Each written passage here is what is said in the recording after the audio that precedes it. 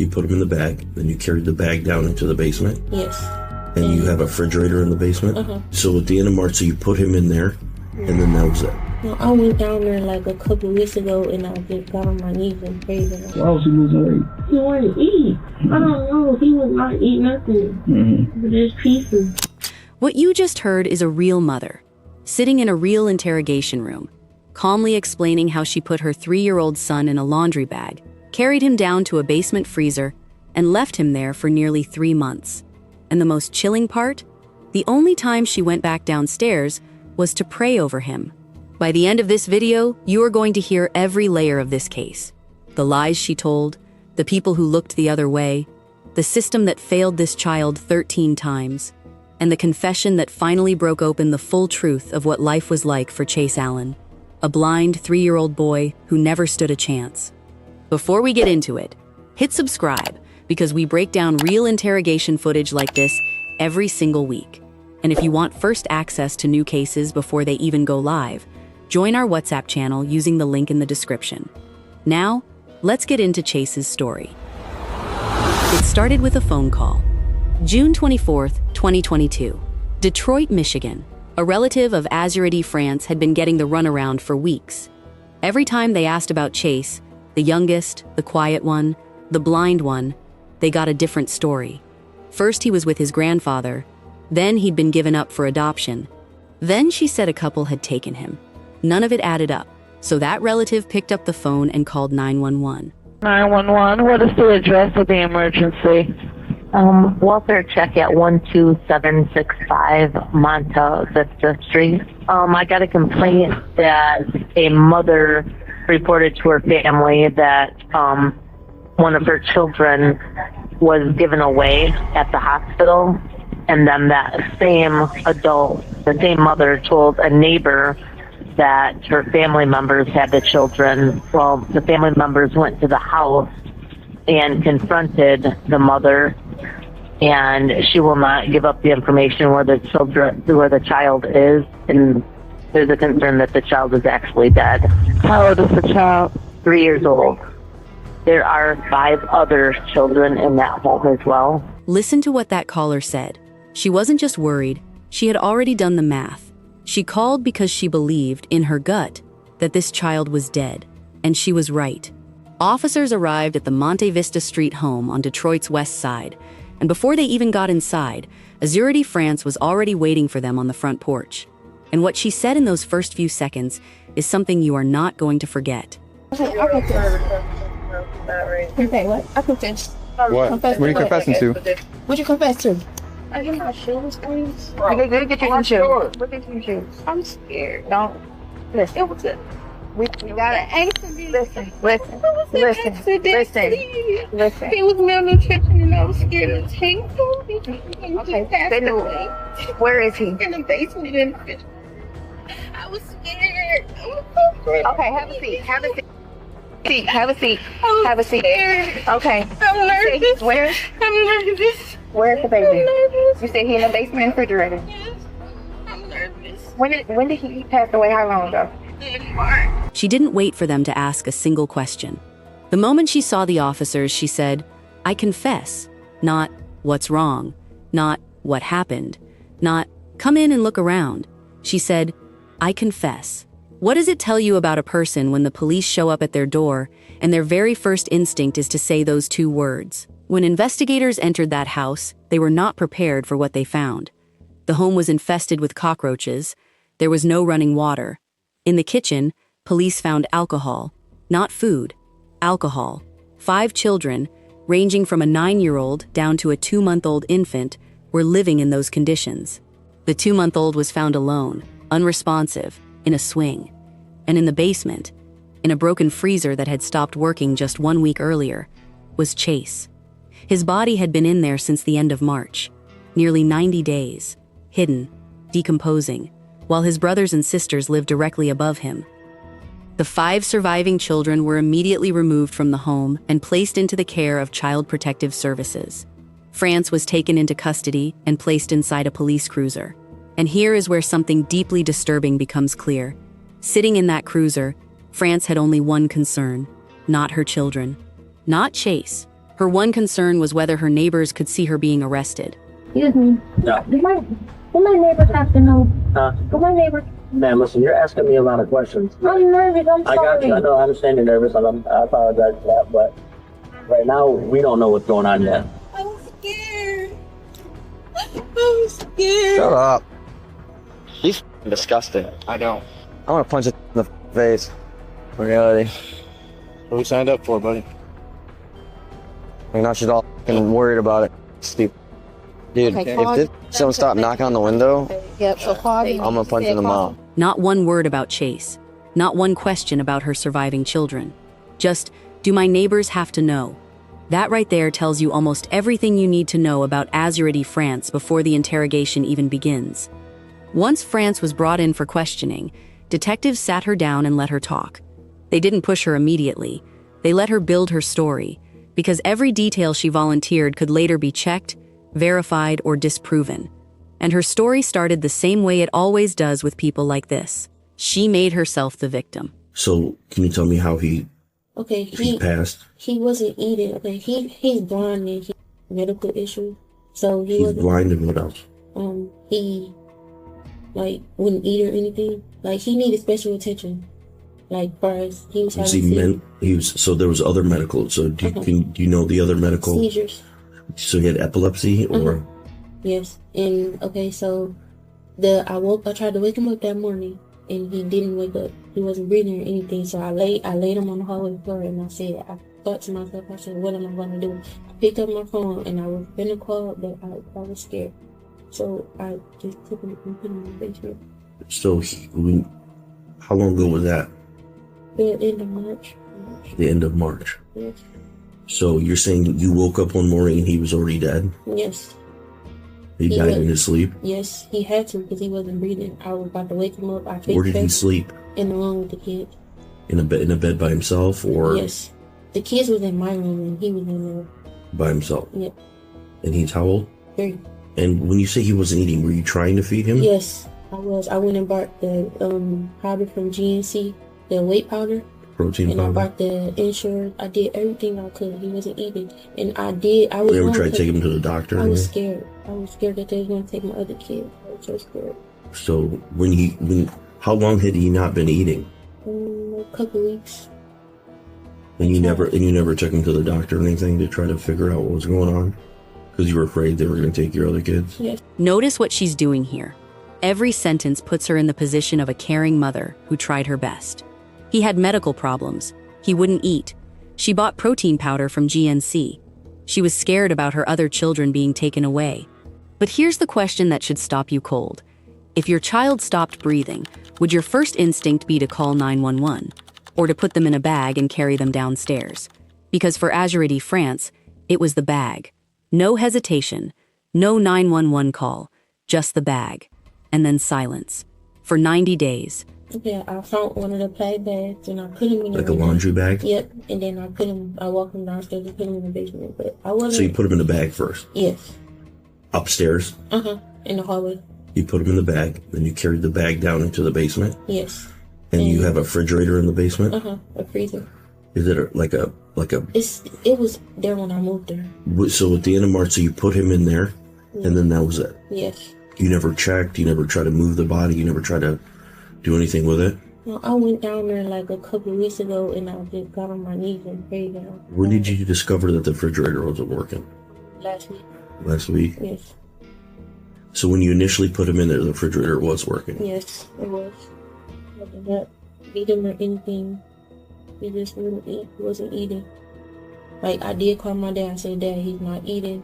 I don't know what to do. And they did tell me to take him to the hospital and I didn't listen. So since March, none of your family members or anybody have asked like where he's at or anybody? And I kept lying and saying he was with someone. And I wanted to open up to him, but I was so scared. So for 4 months, he didn't ask? Yes, he asked. And he never didn't. I mean, 4 months is a long time for a kid to be away. And for him not to wonder where this child is. He's not the father of that child? No, he was wondering where he was. He kept asking me, and I kept lying and saying he was with someone. So he kept saying that didn't sound right to him. None of his family members ever came and visited the child or anything like that? Grandma, nothing? No. For 4 months. She lied to everyone around her for 4 months. To Lamar, to her family, to her sister. Each time, a different story. He was adopted, he was with a couple, he was with his grandfather. She had an answer for every question, and none of them were the truth. Before we go further, I want your honest reaction. Azuradee France had 6 weeks between the day Chayce died and the day any of her family started asking serious questions. 6 weeks. What does it take to look your family in the eye, day after day, and pretend a child you gave birth to does not exist? Tell me what you think in the comments. While France was spinning her story in one interrogation room, detectives were sitting down with someone else in another. Lamar Taylor, France's live-in boyfriend, father figure to 6 children, a man who, by his own admission, spent most nights sleeping in his truck in the driveway, right outside that house, feet away from everything. What Lamar said in that room didn't just expose the truth about what happened to Chayce. It exposed every single adult in that house. Has kind of had a little disagreement about whether or not to have the baby. Yes. And then she began to lie whether or not she was going to have an abortion. Exactly. She was telling me that the workers was about to help her, and I was trying to help her. I had money to help her. That was the case, because she kept on saying she wasn't ready to have another baby. So I'm like, I will help you get the abortion. Just let me know whatever I need, how much I need. And she was saying, no, the worker's going to help me. It's okay. I will get it done. And then she lied about, then she said she was going to have the baby. Exactly. And then she lied about whether it was going to be a boy and a girl or a girl. And then she lied to you and told you that she worked out some type of private adoption or something. Yes. Told me that the lady who had sent us, I don't know, sent some money over and paperwork over just to come and get the baby when she had him in the hospital. So that's when you guys broke up? Basically, yes. We've been broke up. I was just... But I mean, that's when you're like kind of gone. Yeah, exactly, yeah. You said you went over, you were all like kind of staying on the east side. Yes. And then after your daughter was born, how old was she when you came back around? How old was your daughter after she was born? Well, that's when I came back around. So as soon as she was having the baby, you came back in April, around. yeah. Okay. So for how many months do you think you were gone? I'll say about 3. And she told me that she gave him up for adoption, and she couldn't handle it anymore. I guess from his illness of him being blind, that she couldn't do it no more. And okay, so you're saying she told you that she gave him up for adoption? She told everyone. She told me and everyone else that. Her family, neighbors. So everybody was under the impression that the child had been adopted. Yes, sir. Okay. Well, she just got him back like a year ago, but she had him for like a year and a half. So yeah, but when they're that young, they got to go every couple months, get their new series of shots and get checkups. And so, did you ever see her take them to the doctor? And that's probably about it. You don't remember her taking any of the other children to the doctor? No, she did through whatever he was going through. I remember I had to come get my son. And what do you mean when he was going through whatever he was going through? He was sick. I guess he had got sick from food or something. I know he's blind, and how old is he? Or was he? 3. Okay. I mean, did he require more attention? That's what she made it seem, yes. And I mean, talk to me about what was different about him. Well, if he wasn't eating or something, or like if he just ain't wrong or something like that, she would just like get real mad or whoop him or whatever. So the very existence of Chayce was a problem for Azuradee France from the very beginning, before he was even born. She didn't want him. She tried to get rid of him, through abortion, through adoption, through lies. And when none of that worked, when he came back to her, she made sure he knew every single day that he wasn't wanted. When you say whoop him, like what would she do? She'd get a belt and whip him. She'd hit him with a belt? Yes. Where at? On his butt. Just his butt? Well, yeah, I don't sit there and just watch her. I just know she was whipping him. Like what part of the belt? I'm guessing the regular is the side that you whip him with. Not the buckle? No, I know. Did you ever see her use her hands, punch, kick, throw him? No. Drag him? No. Grab him by his head, neck, anything like that? No. You ever see him? You ever see her lock him in the room? Yeah, she locked him in the room. Yeah, because if I did come over there, that's where he used to be at in the room. So she would just lock him in the room. Yeah, she would say that he's in the room and whatever, and then. Now, what would it take for her to whoop on it? What would he do? I'm guessing when he either boo-boo something on the floor or do anything that was basically she wouldn't approve it, I guess. Did she have a short fuse when it came to him? Yes, she had a short fuse period, but it was mostly when it came to him. So he wasn't. He was potty trained, right? He was potty trained and then he wasn't. I guess he was getting potty trained. So it was like he'd go to the bathroom every now and then, or he'd say you have to use the bathroom, and then he said you don't, or he was like, I don't know. And he'd go on the floor or something like that sometimes? Yeah, sometimes he'd go on the floor, yeah. And that would obviously set her off, right? Exactly. There's no way you're going to have me believe that you're completely detached from that house other than you pulling your truck in the driveway and sleeping, okay? No, you've got two children that you birthed with her, so you've got an emotional connection there, okay? Exactly. Regardless of how you feel about her, you still have two children that you love. Right. So to suggest that you're separating yourself, you're detaching yourself, I don't know what was going on in there, man. We were having problems. I was sleeping in my truck, but I was there. No, I never said I didn't know what was going on. I was there. You tell me what was going on. Well, as far as her being the mother, she was doing her duties, and she was just basically like I said, depressed, and she was going through her illnesses, whatever, and I was there to try to help her out, to try to make her, come down from that. They can open up to a total stranger and be honest and understand the trauma that they saw, the horrific things they saw. You want me to believe that somebody that they trust and, in your words, love you, those same children never told you anything about their brother, but yet they'll tell a total stranger like me? Nah, I swear they didn't, man. No, they didn't. Hey, look. Like, I always used to say that it was like when it first happened, or when I first started seeing him just acting weird, like, to ask her, like, what's wrong with him? And she'd say, I don't know, I'm gonna make him a doctor's appointment to see what's going on. And, I would always ask her, like, something's wrong, like, he's acting weird. You don't want to get caught up covering up for her. I'm not, bro. This is a horrible situation. I know. I'm hurt. I'm in it. And you are in it now. Okay. You've got children that observe the mother putting it in a bag and throwing it in the freezer. Now, Lamar, there's no way. I'm not trying to disrespect you. I'm not trying to disrespect you. Respect you. Well, if I knew something like that, bro, I would definitely. Hold on, man. I'm talking right now. Okay, I'm going to talk. I'm going to give you plenty of opportunity to speak, but you're going to hear me first. Okay. Now, listen to me. Okay, and I want you to apply common sense and logic to what I'm saying. Okay. The reason why you're in that driveway sleeping, right, is because you've got two biological children in that house that you love. Exactly. You've got 6 children total that you look at as your children, right? Right. To a certain extent. Because they certainly look at you as a father figure, right? My baby, okay. So it's not about parking in a driveway and falling asleep because you got no other place to sleep. Okay. You're there because of the relationship you have with the mother and the children. Right. So you could have slept in your mom's driveway. The easy thing to do is sit there across from this table and just detach yourself. I don't know what the hell was going on inside that house. Okay. Those kids, bro, I'm not going to lie.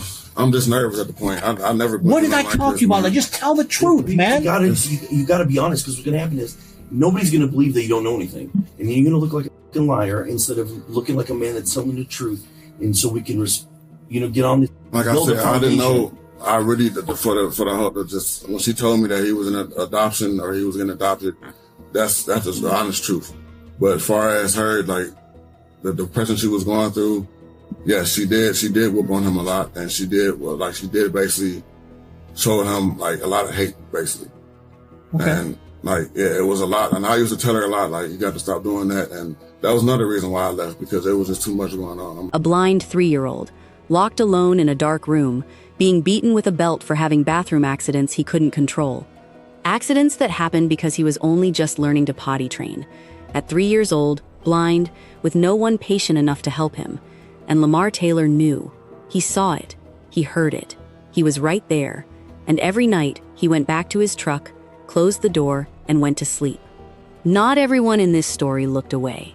And that makes what happens next both heartbreaking and maddening at the same time.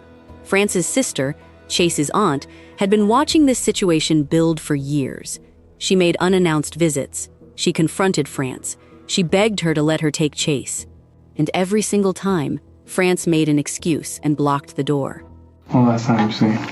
The last time I physically seen him was earlier last summer. Early last summer, and that'd be 2021. I always did like regular pop-ups from time after work. Just because I knew the type of person she was. I knew she wasn't capable of taking care of her kids. Why'd you say that? Because, first of all, we always got into it because of how she took care of her kids. Like, me and her always got into it. She never liked me, always blocked me because she didn't like hearing the truth. I told her plenty of times, like, you need to start taking care of your kids, doing better, and if you need help, you need to call us. She didn't like to hear that. I told her that she needed to get rid of Lamar because he wasn't helping her with her kids. He didn't care, even though he had kids by her. He still didn't care. So you saw the baby last, and he looked terrible. What happened? Horrible. And that was last summer? Last summer. How did he look? Horrible. I walked into the house and house was filthy, nasty. I walked into the room and I didn't see. When the kids started moving, they always land on top of him like he didn't exist. Like he just was, I don't know, it's like, it was horrible. I walked in, I told him to get the off of him. And when he stood up, he had on a baby's diaper. At that time, he was, what, 2, I believe? Yep. He was 2. And he stood up. He peed on himself. His entire head was bigger than his body. And his eyes was just like going weird. Like he couldn't focus on me. And I told her, I said something wrong with his eye. Something is wrong with his eyes. Like he's going blind. Fine before he got back. All the kids was fine before they got back into her care after she had that incident with my dead brother's son. All the kids were perfectly fine. I don't understand why they gave her kids back. I really don't. Asking her for any information, she wouldn't give us nothing. Always lying, telling different stories. So we went. What story did she give y'all? The first story was he was in cold water with her daddy. That was a lie. He wasn't down there. How'd y'all find out he wasn't down there? We found out from that's not my daddy. My sister's daddy's girlfriend. Okay, so you found out through somehow. I think my mom was talking to her and she said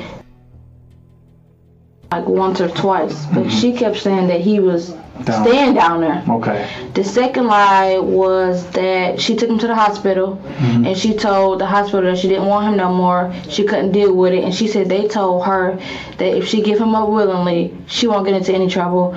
I found that to be bull and a lie, because if you tell them that you can't take care of him, that means you're not capable of taking care of the rest of your kids. They're not just gonna give you a chance to just give away that one kid. They're gonna have to take all your kids. So you're saying it'd be an open investigation on everything? Yes. All right. So that was the third lie. Third lie. She told this is when I pulled up to her house that one day, and I asked her. She said he's with this man and his wife. I said, where's the information? She was like, I just talked to him. She would not give me no information about him. I said, out of all of your kids, you give up. I said, why didn't you give up the rest of your kids? I just couldn't deal with him no more. I don't understand why she couldn't deal with him, maybe because he was blind, but the sweetest kid that she had, the most quietest kid, was last year when I seen him. Last year you told me. I wanted to take him out the house. I said, give him to me. I told her, that's when she kept making up excuses. I don't have clothes. I don't have shoes. I said, I have stuff for him. I begged her. I said, give him to me. Did she ever call you and be like, hey, you can come get him? She did one time. That was before that, though. Whoa. And I just told her, yeah. She said that, you want chance, you can come get him. But then she played me, and I never heard from her again after that. And then that's when I did a pop-up at her house, and that's when I told her, just give them to me. I knew CPS would have got involved, but what I don't understand is why she even got her kids back at all. Why her kids get taken in the first place, you know? Because she beat my nephew. She beat your nephew? Who child was that? My dead brother. The dead brother. His head was bigger than his body. His eyes couldn't focus. He was wearing a baby's diaper, at 2 years old, in a filthy house while other children laid on top of him like he was a piece of furniture. And his aunt saw all of it. She begged France to hand him over. She offered to take him right then. France said no. And after that day, the aunt never saw Chayce alive again. Have you ever known Miss France to be violent? She got her moments. When you find out she doing all the lying, that's when she started getting violent. Like last year, he was losing weight. He wasn't eating or nothing like that. If he ain't eating, you ain't feeding him. You said that was last year. She told you he was losing weight and he wasn't eating. Yeah, this was about like last year. These people get tired, man. Yeah, I know. She had some guy in the house making her tired. She wasn't focused on herself, her kids. She was so focused on this freaking dude, whatever his name Lamar is, my daughter talks about. I didn't even know it was a house because I was asking questions. Didi said nobody was in the house, just with them. Every single adult connected to that household saw the warning signs. The aunt saw them. Lamar saw them. Christopher saw them. And still, Chayce stayed in that house. Still, the violence escalated. Still, the system kept closing files without answers. 13 complaints were filed against Azuradee France. 13, only 6 were fully investigated. In one case, a CPS worker closed the file without ever laying eyes on Chayce. Children had been removed from France's care once before, and then returned. 13 alarms, and every single one was ignored. When detectives brought France back for a second interrogation, they were done letting her build a story. They had Lamar's account. They had the aunt's account. They had Christopher's account. And they had a medical examiner's report that told a story far more brutal than anything France had admitted to yet. The autopsy showed rib fractures in multiple stages of healing, bruising across the entire body, 4 distinct burn marks on his back from hot metal, and fluid in the lungs that suggested he had been forcibly held underwater. This wasn't one moment of anger. This was months of torture. You say he was blind, you wasn't giving him attention that you was giving the other kids. And what type of attention was that? Like sitting there talking to him and stuff and interacting with him. Was he able to walk? Yes. Was he able to talk? So he's able to walk, talk, tell you what he wants, everything like that? So you just couldn't see? No. So all you had to do was help him around? And I felt bad. What you feel bad for? Because I wasn't interacting with him. Why? I mean, it's come on, just why? It's different to me. He was blind and I Did you like that he was blind, or you didn't like he was blind? No. So you didn't like that he was blind? It bothers me. Why? It was bothering me. Why? What type of bother? Like, I sit there and cry, and I asked God why did he become blind. He couldn't do nothing anymore. Like, when I got him back, he was doing stuff, playing, but when he got blind, it's like... So, you scared they was going to take him, so you let him just not eat and stuff? No, he was eating, but it's like, I don't know what happened that morning. He didn't wake up. All right, we ain't got there yet. Okay. We ain't got there yet. It bothers me. That's what she said. Not that she was sorry. Not that she loved him. His blindness bothered her. A blind child needs more time, more patience, more attention. And for a person who only cared about herself, that was too much to ask. So she took it out on him, every single day, for months. So he was eating for your dad?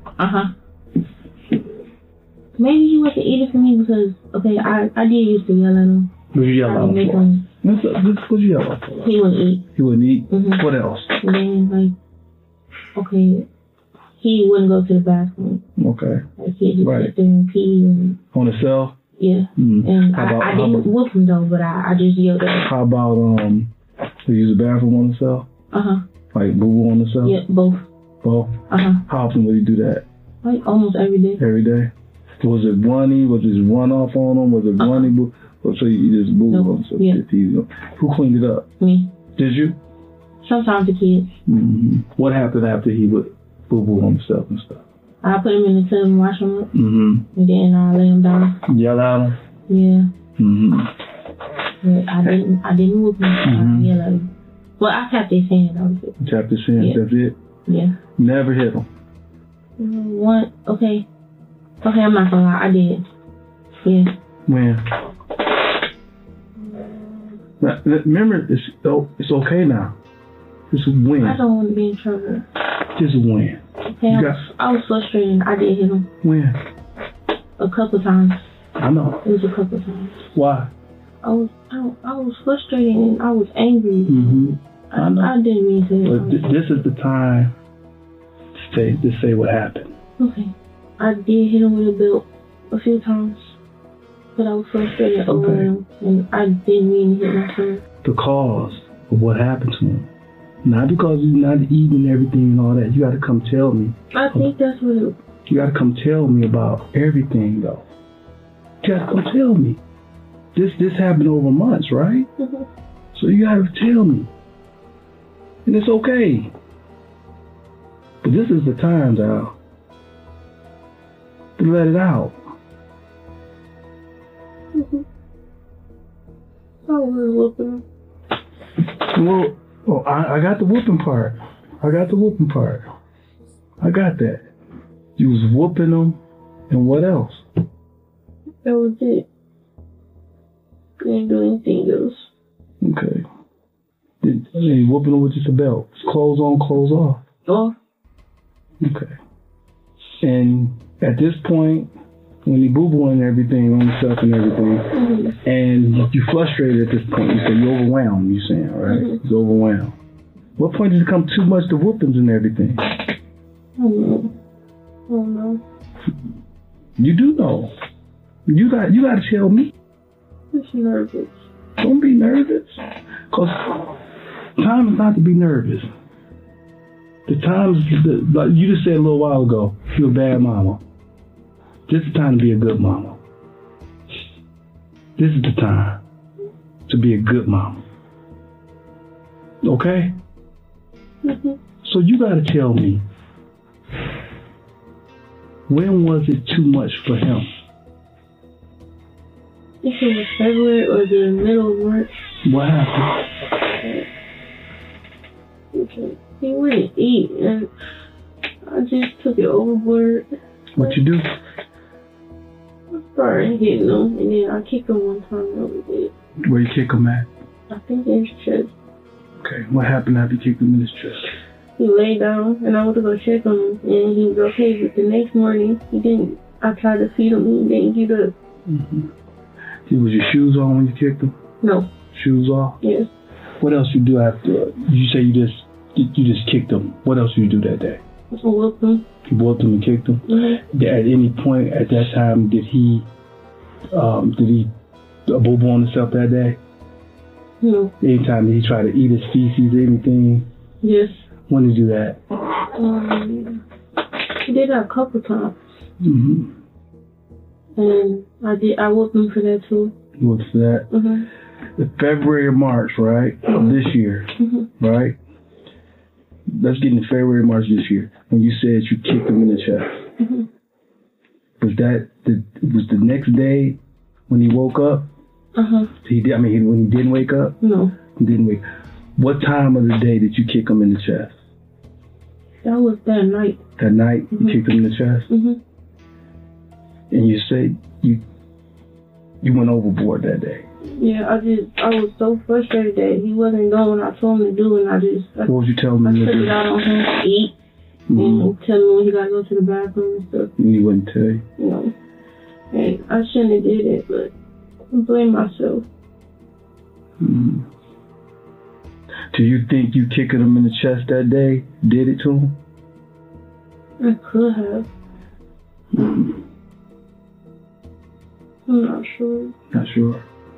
But you know he didn't wake up the next day. No.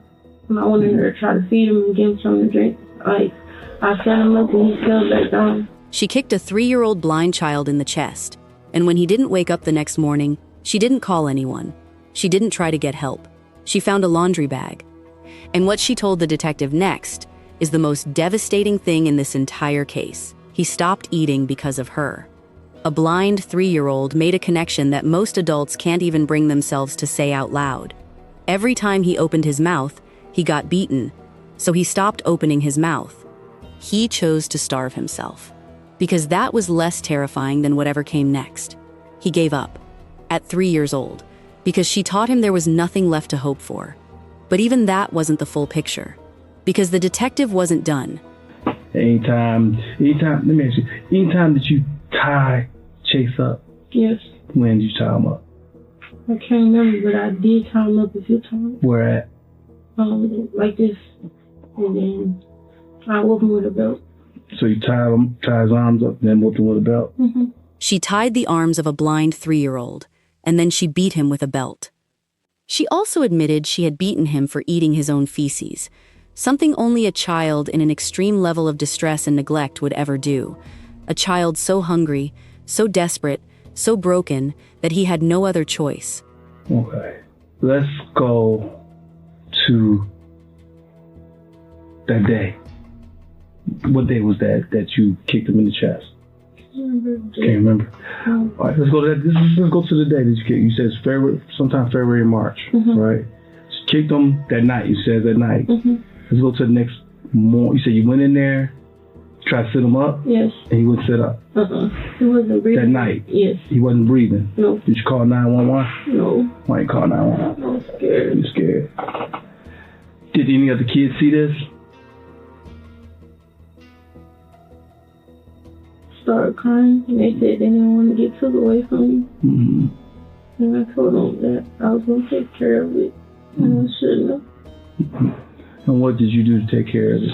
I put them in a bag and put them downstairs. Where at? In the refrigerator. The refrigerator? Well, it was a freezer. It was a freezer? It went out. Okay. And that happened, what months was that? The end of March. End of March? But you wasn't whooping them like you would whoop Chayce. No. Why is that?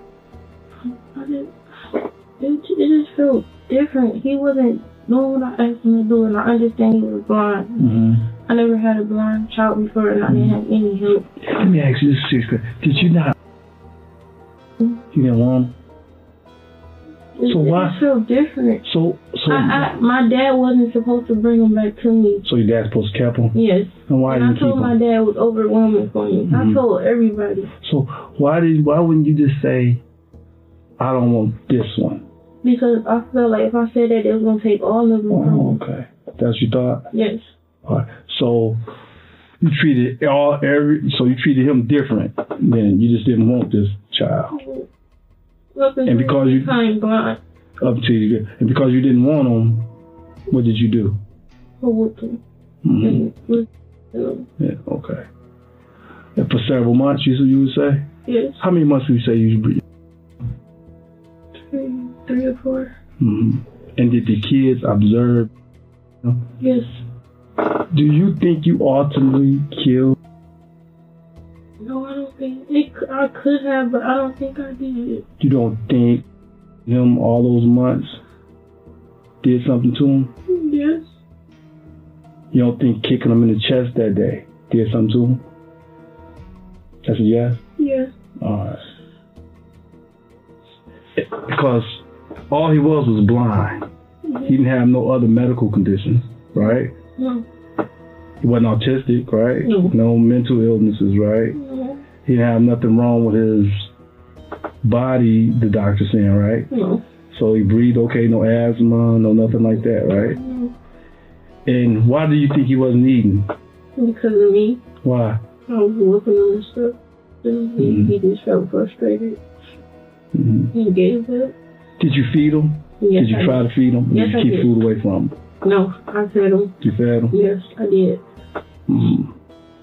He lost weight. He lost about a lot of weight with you, though, right? Yes. Why was he losing weight? He wanted to eat. I don't know. He would not eat nothing but just pieces. And I felt like he did that because I was whooping him. He didn't want to eat. Okay. You said you put him in that bag? In a laundry bag. And took him in the basement. And that was it. That was it? Okay. I could have. That's all she gave him. Not yes, not remorse, not tears, just, I could have. A child who only wanted to eat. A child who only wanted someone to guide him around because he couldn't see the room he was trapped in. And his mother's answer, when asked directly whether she killed him, was, I could have. While France waited for trial inside a jail cell, something else happened. She became pregnant again. And in the months before her case was resolved, she gave birth to another baby, inside prison. That baby was taken from her the moment it was born. And the phone call France made right after shows, more clearly than anything else in this case, exactly who she is. Hello? Hello? Yeah. I just got out the hospital. Again, did you say that you supposed to be going in tomorrow? I had the baby yesterday. Oh, you already had the baby? Yeah, I was in there since Friday. Oh, damn. She was born at 8:04 yesterday. You had a girl, but it just... Yeah, she's 10 pounds. So what's her name and come and get her? I don't know. They didn't even... As soon as I pushed her out, they took her. They asked for my IP number, and that was it. No grief, no regret, no mention of Chayce. Not one word about the child whose body spent 90 days in a freezer while she went about her life. Just a casual catch-up call, talking about her new baby the same way you'd talk about a missed appointment. In July of 2024, to avoid the possibility of life without parole on a first-degree felony murder conviction, Azuradee France accepted a plea deal. She pleaded guilty to 1 count of second-degree murder. Judge Tracy Green sentenced her to 35 to 60 years in federal prison. She will not walk out of that building until she is an old woman. Chayce's biological father, Chayce Allen, has since filed a federal lawsuit against 13 Michigan CPS workers for gross negligence, arguing that their repeated failures to act kept a blind, defenseless child in the hands of someone who had been reported 13 times. 13 complaints. 13 cries for help. And every single time, the door was shut. Chayce Allen was 3 years old. He could walk, he could talk, he could tell you what he wanted. The only thing he couldn't do was see the world around him. And for his mother, that was enough of a reason to single him out, to lock him away, to beat him, to starve him, to let him die, and then to hide him in a freezer for 3 months while pretending to the rest of the world that he'd been adopted. He lived his entire short life in a crowded house where every adult either hurt him or looked away. And in the end, the one thing that finally brought him justice was a relative who refused to accept another lie. Chayce Allen deserved better. He deserved a mother. He deserved a father who didn't sleep in a truck outside while he was locked in a room. He deserved a system that actually counted to 13. And he deserved to live. My name is Olivia, and this is True Crime Continent.